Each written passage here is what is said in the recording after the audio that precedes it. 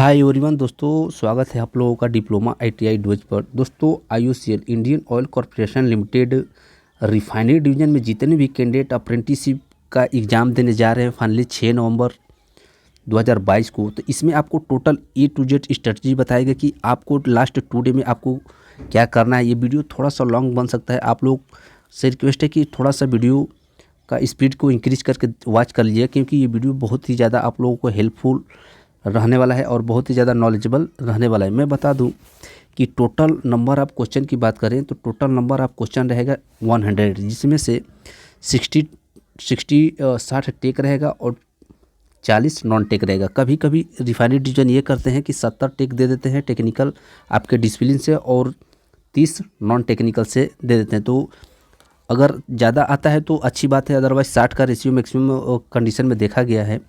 और मैं बता दूं कि इसमें आप लोगों को बताना चाहूँगा कि टाइम सफिशिएंट है। आप लोगों को करना क्या है कि सबसे पहले आप लोग जो ये लास्ट 2 डे है, क्योंकि काफ़ी कैंडिडेट का एग्ज़ाम सेंटर काफ़ी दूर दूर है तो वो एक दिन पहले ही निकल जाएंगे, लेकिन 1 से 2 दिन में आपको करना क्या है, मैक्सिमम आप प्रैक्टिस कीजिए। उसके बाद से प्रैक्टिस करने के बाद से आप जितना भी स्टडी कर लिए, जितने भी प्रिपरेशन जो भी कवर कर लिए हैं, जो भी तैयारी कर लिए हैं, उसके बाद से अब ज़्यादा सिलेबस को आप न पढ़िए, क्योंकि एग्ज़ाम से कुछ दिन पहले माइंड को भी स्टेबल रखना पड़ता है ताकि एग्ज़ाम में।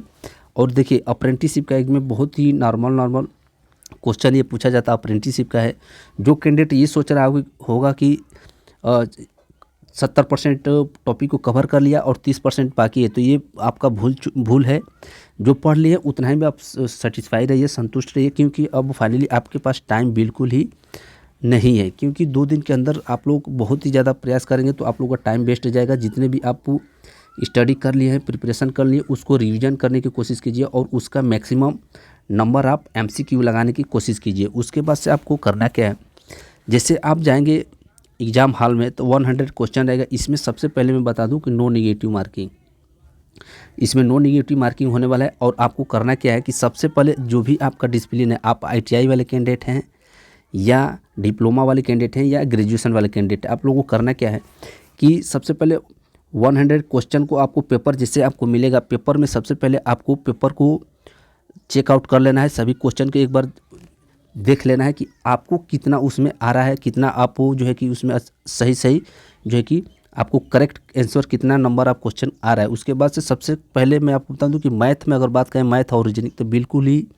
मैथ में अरिथमेटिक रहता है, अब बहुत ही आसान क्वेश्चन रहता है, ज़्यादा भी कैलकुलेशन भी नहीं रहता, और रीजनिंग भी बहुत ही नॉर्मल ही रहता है। तो नॉन टेक्स हमको लगता है सभी कैंडिडेट कर जाएंगे। और टेक्निकल में आप मैक्सिमम कोशिश कीजिएगा, क्योंकि टेक्निकल का रेशियो ज़्यादा है, टेक्निकल में मैक्सिमम आपको अटेम्प्ट करना है। अच्छा चलिए, मानते हैं कि 60 क्वेश्चन में है, जिसमें से आपको 30 से 40 क्वेश्चन आ रहा है। फाइनली 30 से 40 तक आपका लेवल तैयार है और 30-40 क्वेश्चन आ रहा है, लेकिन आपको जो भी पहले करेक्ट आंसर आपका क्वेश्चन है, जो लगता है कि हाँ इस क्वेश्चन का मैं आंसर करेक्ट जानता हूँ, सबसे पहले सभी क्वेश्चन को अटेम्प्ट कर लेना है, जो आपको बिल्कुल आपको 100% क्लियर हो कि हाँ ये क्वेश्चन इसका आंसर यही है। सबसे पहले आपको करेक्ट क्वेश्चन को करना है, जो करेक्ट आंसर आपको पता हो। उसके बाद से एक भी 100 क्वेश्चन में से एक भी क्वेश्चन को आपको छोड़ना नहीं है। ये बात तो आप लोग ध्यान से जो है कि समझ लीजिएगा और देख भी लीजिएगा। मान लीजिएगा कि आप लोगों को 100 क्वेश्चन में से एक भी क्वेश्चन को छोड़ना नहीं है, क्योंकि इसमें नॉर्मलाइजेशन वगैरह कुछ है नहीं और नेगेटिव मार्किंग भी नहीं है। जितना क्वेश्चन पहले आप लोगों को आता है उतना अटेम्प्ट कर लेना है सभी क्वेश्चन को। और सभी क्योंकि पेपर आप लोगों का ऑफलाइन रहेगा तो उसमें थोड़ा सा टाइम लगता है, क्योंकि 15 मिनट एक्स्ट्रा वो देते भी हैं आप लोगों को रीड करने के लिए। तो सब जो क्वेश्चन आपको आएगा सबसे पहले उसको अटेम्प्ट करना है। उसके बाद से जो क्वेश्चन नहीं आ रहा है उसको भी आपको तुक्का लगाकर आना है, और तुक्का इस तरह से लगाइएगा कि चांस ये हो कि उसके नियरेस्ट आंसर है। जैसे कि मान लीजिए कोई वैल्यू डाटा हो या आपको लग रहा हो कि हाँ ये अच्छा है, ये करेक्ट हो सकता है। 100 टोटली आपको अटेम्प्ट करना है, उसमें से जो करेक्ट किए रहेंगे वो तो आपको रहना ही वाला है। अगर तुक्का में भी 20 या 10-15 क्वेश्चन में यदि आपका सही हो जा रहा है तो आपको जो है कि 100% आपका क्रैक हो जाएगा फाइनली अप्रेंटिसशिप का एग्ज़ाम। और मैं बताना चाहूँगा कि अभी कई ऐसे रिफाइनरी है, जो पानीपत रिफाइनरी है, और भी काफ़ी ज़्यादा ऐसी रिफाइनरी है जो आप लोगों को ओबीसी जनरल और जो भी ओबीसी जनरल ईडब्ल्यूएस वाले कैंडिडेट हैं उनको 40% लाना पड़ता है, और 40% यानी कि 100 क्वेश्चन में से 40 मार्क भी यदि आप कर जा रहे हैं तो काफ़ी ऐसे सिचुएशन होता है कि काफ़ी कैंडिडेट क्वालिफाई ही नहीं कर पाते हैं। तो जो कैंडिडेट क्वालिफाई कर लेते हैं उनका भी सिलेक्शन हो जाता है, कट ऑफ की तो बात ही छोड़िए। तो आप लोगों को ये रिफाइनरी का अप्रेंटिसशिप का एग्ज़ाम है, बहुत ही ज़्यादा हाई लेवल का एग्ज़ाम नहीं है। आप लोगों को ट्रेनिंग करने का जो है कि इंटरेस्टेड है ट्रेनिंग करने में, तो आप लोगों की क्वालिफाई मार्क कम से कम मैं देखें प्रीवियस लास्ट टाइम में रिक्वायरमेंट जो आया था उसमें जो SC ST वाले कैंडिडेट थे और PWD वाले 35% अप्रेंटिसशिप के लिए होता है क्वालिफिकेशन मार्क, और 40-45 भी क्वेश्चन पे सभी कैंडिडेट का हो गया था, काफ़ी कैंडिडेट का सेकेंड लिस्ट में और फर्स्ट लिस्ट में भी हो गया था। तो कोशिश ये कीजिएगा कि मतलब आप वो 50 से 60 आपका करेक्ट हो, फाइनली डेफिनेटली आपका 100% हो जाएगा। अदरवाइज क्वालिफिकेशन मार्क ऐसा कंडीशन आता है कि काफ़ी कैंडिडेट क्वालिफाई नहीं कर पाते हैं, तो उसको कुछ जो है कि ज़्यादा आपको ये नहीं करना है, टोटली आपको अटेम्प्ट करके आना है, डेफिनेटली आपका 100% करेक्ट हो जाएगा। ये था कुछ इम्पोर्टेंट, और मैं सोचा आपको बता दूं। तो आप लोग मात्र 2 दिन और बच गया है, बेस्ट ऑफ लक हो। आप लोग जितने भी कैंडिडेट हैं, आप लोगों को आज का समय किसी भी तरह चला जाएगा, उसके बाद से सभी कैंडिडेट कल या परसों की डेट में निकल जाएंगे अपने एग्ज़ाम वेन्यू पे।